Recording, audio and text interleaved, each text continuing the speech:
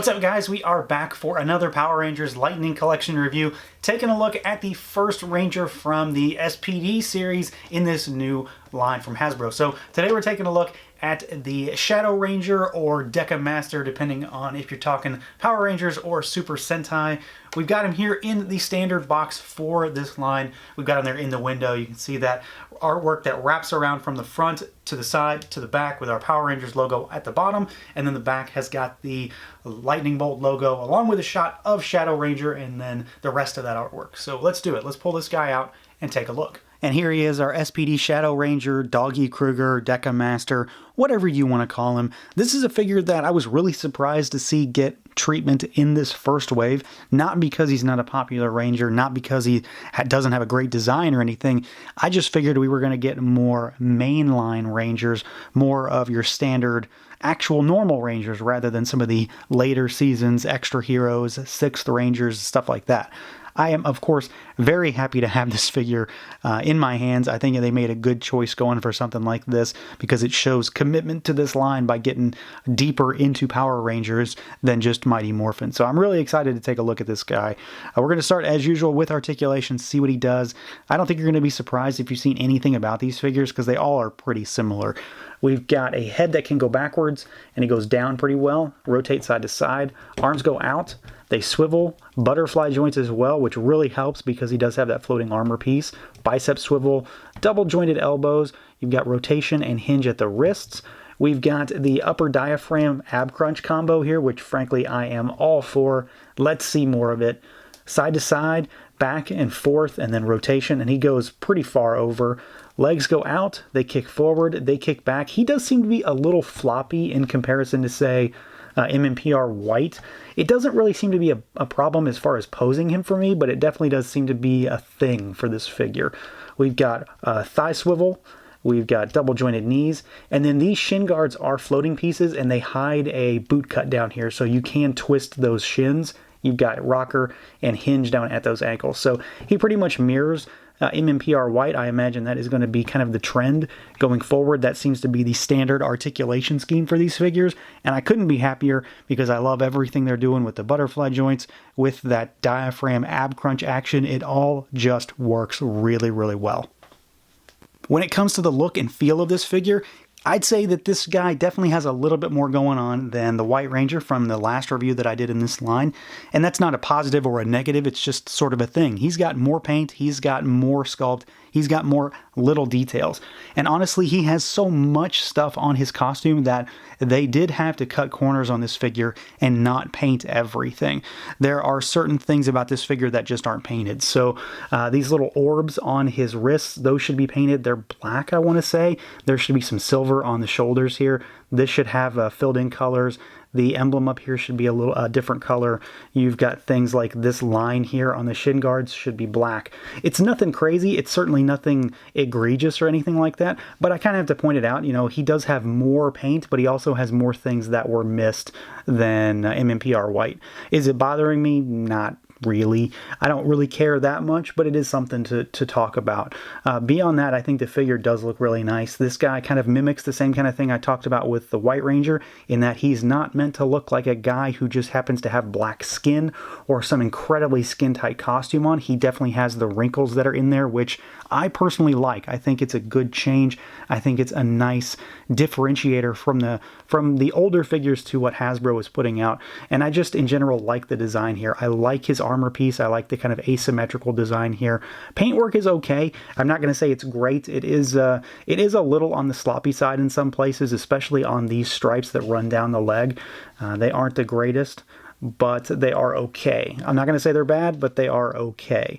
And I do have a little more bleeding over here on this arm. I do get the feeling with a few of these figures that some of this stuff was maybe rushed in some capacity, because I've seen another few instances where paint has been maybe the one problem that some of these figures have.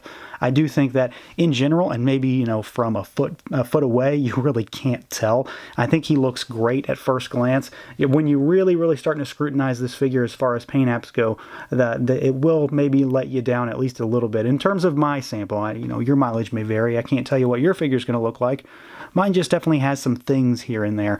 Otherwise, though, I mean, he does look nice. He does have a lot of little sculpted things on him that, the other figure that I've reviewed so far, MMPR White, just plain doesn't have. So there's a little bit more that has gone into this figure in some ways.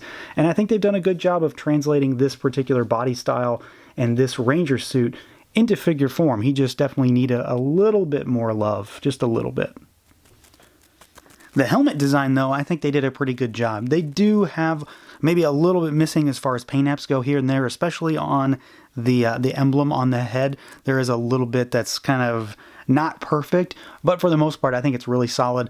The metallic blue is nicely done. You've got the red accents on the sides that would be like the siren lights on his particular helmet. I just think it works. It's very well translated into figure form. It's very sleek. It's very, very nicely sculpted. I don't have any real gripes outside of the fact that maybe that emblem is a little bit sloppier than it needs to be, but otherwise the helmet very much works, flows with the rest of the figure. Colors are very vibrant. Colors match across the head to the chest armor, and it all just amounts to a really nice design that was translated to plastic pretty nicely. Now, of course, we have got accessories to talk about, and of course I've changed this figure up considerably. So we've got a sword in his hand with an effect piece. We've got a different head on his shoulders as well. So we have got the Doggy Kruger unhelmeted head for this figure, and I think it is really, really nicely done. But the most interesting thing about this particular figure, to me, in terms of accessories, is what you can see under his head. So he has a neckline here, and this is not part of the head. They have actually included a sleeve of sorts that you put over the suited neck to give him the skin that would stick out of the suit, which I think is just the best thing ever. It's little things like that that are really making this line a winner for me, not to mention the fact that the figures are great. But that is an awesome little detail that I was not expecting to see when I got this figure. It wasn't until I opened the package that I realized what this was, what you could do with it. Otherwise, he would have a bunch of blackness that would be under his neck, which just doesn't work. The head on its own is nicely done. Tons of sculpted detail on it. You've got the kind of little dreadlock things that pop out of his head. Paint is nicely applied. There's good shading all over, and it just works. It flows very well, especially if you know what he is and where this comes from. Some folks may not be familiar with S.P.D to know why he's a dog.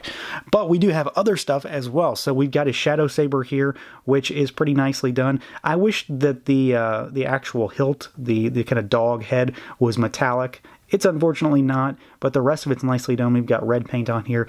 This is a removable energy effect, kind of reminiscent of stuff we've seen lately with Marvel Legends. So kind of a flame effect that you can wrap around the sword, which I absolutely love. We have got a replacement right hand here with kind of a two-finger pose, and then you've got a replacement left hand here, which is a fist. And we do have one other accessory as well. We have got his Patrol Morpher here, which I think this is maybe wrong. I feel like this is sculpted or maybe painted backwards. I feel like it should be this way instead of this way. Someone correct me if I'm wrong. It's been a while for me as far as S.P.D goes, but it does have the text on it correctly and everything, I think. There should be some red paint up here at the top, though. I think it has lights on it, if memory serves. I'm not too concerned about that. It's a minor thing for me. If they're going to mess up something, and I'm happy that it's this, because otherwise he has an amazing spread of accessories. You've got a sword, an effect, two hands, morpher, and you've got the head with the neck piece. This guy really is loaded with accessories.